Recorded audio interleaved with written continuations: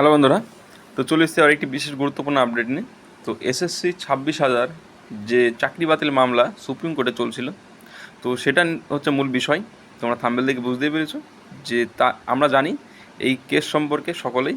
তো এই কেস কিন্তু সুপ্রিম কোর্টে লাস্ট শুনানি হয়েছিল 6ই আগস্ট, এবং তার পরবর্তীতে যে ডেট ছিল সেটা 13 তারিখ হয়েছিল এই মাসেরই 13ই আগস্ট 2024। কিন্তু সেই ডেটে কিন্তু কেসটি সুপ্রিম কোর্টে ওঠে না, এবং তার পরবর্তীতে অনেকটা পিছিয়ে যায়, কিন্তু হঠাৎ করে আবার সুপ্রিম কোর্টের রেজিস্টারে কিন্তু কেসটি লিস্টেড হয়েছে আগিয়ে, এবং এই মাসেই।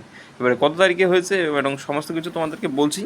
তো তার আগে বলি যে দেখো, কারণটা হচ্ছে যে যে সমস্ত কারণের জন্য পিছিয়ে ছিল সেগুলো কিন্তু কমপ্লিট হয়ে গেছে, অর্থাৎ যে সিবিআইয়ের রিপোর্ট এবং অন্যান্য যে সমস্ত আর কি পিটিশনারদের তরফ থেকে যারা ছিলেন এবং অন্যান্য যারা ছিলেন, সে সিবিআই রিপোর্ট থেকে শুরু করে বোর্ডের তরফ থেকে এবং অন্যান্য যারা আর কি বঞ্চিত ক্যান্ডিডেট যারা ছিল, সকলে কিন্তু যে সমস্ত উকিলরা ছিলেন তাদের নিজস্ব সমস্ত তথ্য কিন্তু তারা তুলে ধরেছেন এবং কোর্টে সেগুলো জমা হয়েছে। তো সেইগুলো দেখার পরে কিন্তু এই কেস কিন্তু কোর্টে উঠবে, এটা এমনটাই উঠে আসছে তথ্য।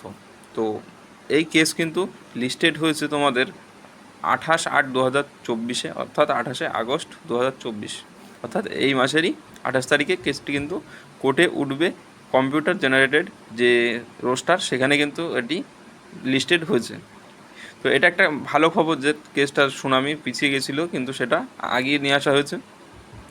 তবে এইখানে যে আর কি সবথেকে বেশি যে আর কি তোমাদের যে তথ্য দিয়েছে সিবিআই তদন্ত করে যে রিপোর্ট দিয়েছে, তো সেটার উপরে কিন্তু অনেকটা কেস ডিপেন্ড করবে কি হবে ওই দিন। এবং আশা করা যাচ্ছে যে যে সমস্ত চাকরি বঞ্চিতরা আছেন তাদের হয়তো মুখে সুরাহা হতে পারে, কেননা সুপ্রিম কোর্টে যখনই এই কেস উঠবে, সিবিআই রিপোর্ট দেখবে, তখন কিন্তু এই বঞ্চিতদের মুখে হাসি ফোটার সম্ভাবনা আছে। তো বন্ধুরা, এটা হলো মূল বিষয়। যদি ভালো লাগে লাইক করো এবং চ্যানেলে নতুন হলে সাবস্ক্রাইব করে দিও এবং ওদের সাথে শেয়ার করো, যাতে তারা আপডেটটি পেয়ে যায়।